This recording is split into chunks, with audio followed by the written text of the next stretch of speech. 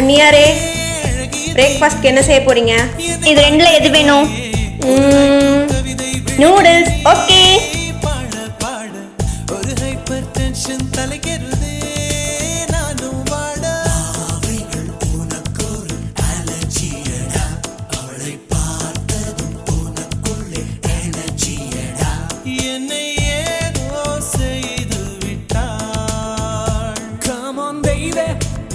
Don't do this, baby.